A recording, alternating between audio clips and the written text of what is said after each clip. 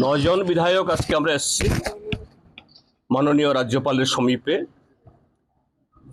আমাদের যে আর্জিটা হলো, আমাদের রাজ্যের যে পুলিশের মহানির্দেশক, যিনি গত 20 তারিখে একটা ট্র্যাজিক ডেথ হয়েছে, অত্যন্ত অস্বাভাবিক দুঃখজনক মৃত্যু হয়েছে। আমাদের রাজ্য সরকার এটাকে আত্মহত্যা বলে চালিয়ে দেওয়ার জন্য চেষ্টা করছেন। সারা দেশের মানুষ, শুধু আমাদের রাজ্যের মানুষ না, এটা কেউ বিশ্বাস করতে পারছেন না। অনুরাগ ধানকরের মতো সারা দেশের পুলিশ অফিসারদের মধ্যে এরকম একজন পরিশীলিত, দক্ষ, সৎ, নিষ্ঠাবান, যিনি অল্প বয়স থেকে এসডিপিওর পদ থেকে শুরু করে শুধু ত্রিপুরা রাজ্যের ডিজি না, সিবিআই এবং আন্তর্জাতিক ডেপুটেশনেও দেশের সম্মানকে বহু উপরে তুলেছেন, রাজ্যকে তো তুলেছেনই। তার মতো একজন ব্যক্তি সোমবার দিন, যেদিন এটা পুলিশের নিয়ম নাকি এরকম যে সপ্তাহে একদিন বা দুদিন যে পুলিশের কাছ থেকে গার্ড অফ অনার নেন অফিসে গিয়ে, সেদিন অন্যান্য দিনের মতো শান্তশিষ্টভাবে সুন্দরভাবে বাড়ি থেকে বেরিয়ে অফিসে গেছেন ইউনিফর্ম পরে। আর সেই ইউনিফর্ম পরা অবস্থায়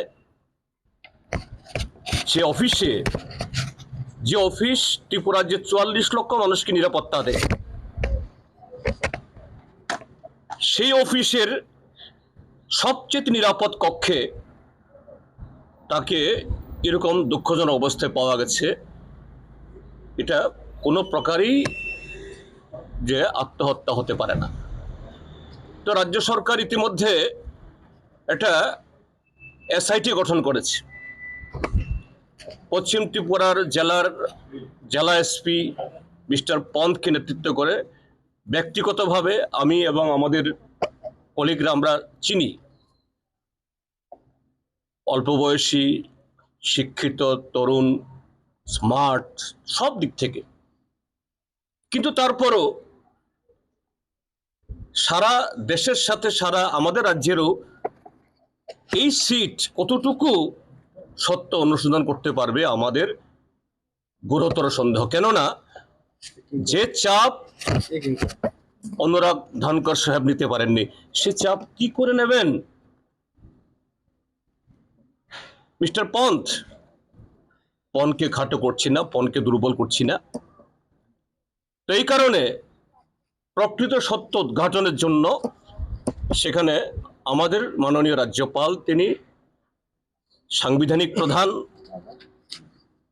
তিনি যাতে আমাদের এই রাজ্য সরকার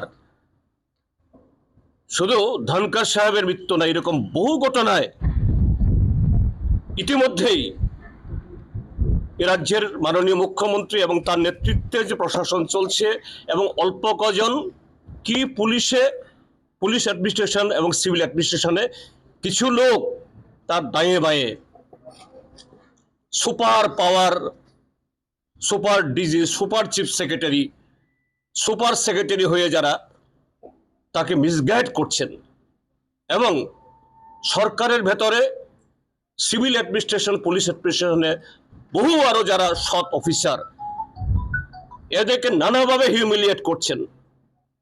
44 লক্ষ মানুষের জীবন, সম্পত্তি, গণতান্ত্রিক অধিকার, এটাকে ধূলিসাৎ করছেন। পন সাহেব কি এই চাপ সহ্য করতে পারবেন? উঠে পারবেন না। এই জন্য হাইকোর্টের একজন সিটিং জাজ, কর্মরত একজন বিচারকের নেতৃত্বে, তার তত্ত্বাবধানে যাতে এই এসআইটি থাকুন, কিন্তু এটা জানা হয় under this supervision of a sitting জাজ অফ ত্রিপুরা হাইকোর্ট। আমরা এই দাবি নিয়ে আজকে এসেছি, অন্য কোনো দাবি না। আর কথা প্রসঙ্গে মাননীয় রাজ্যপাল মহোদয় জানতে চেষ্টা করেছে আমাদের কাছ থেকে যে এরকম যে কেন হলো, এরকম আপনাদের মনে কেন হতে হলো। আমি বললাম, আমি কয়েকটা ঘটনা বললাম যে কিভাবে ত্রিপুরার এই অ্যাডমিনিস্ট্রেশন, এ কতিপয় অফিসার তারা অধস্তন হয়েও, আবার কেউ কেউ বহু বছর আগে রিটায়ারমেন্টে গেছেন, 7বার 8বার করে তারা পুনর্নিয়োগ পেয়ে এত পাওয়ারফুল। কাজেই এর সম্পর্কে আপনি ব্যবস্থা গ্রহণ করুন, এতে আপনি রাজ্যপাল হিসেবে আপনারও সম্মানে, আপনার আস্তিনেও এ দাগ লাগাচ্ছে। এ থেকে যেন রক্ষা হয়, ত্রিপুরার মানুষ যাতে রক্ষা পায়, এটাই হলো আজকে এই প্রসঙ্গে বলতে এসেছি। আমাদের যে মেমোরেন্ডাম কপি আপনাদের সবাইকে দেব, নিয়ে যাবে।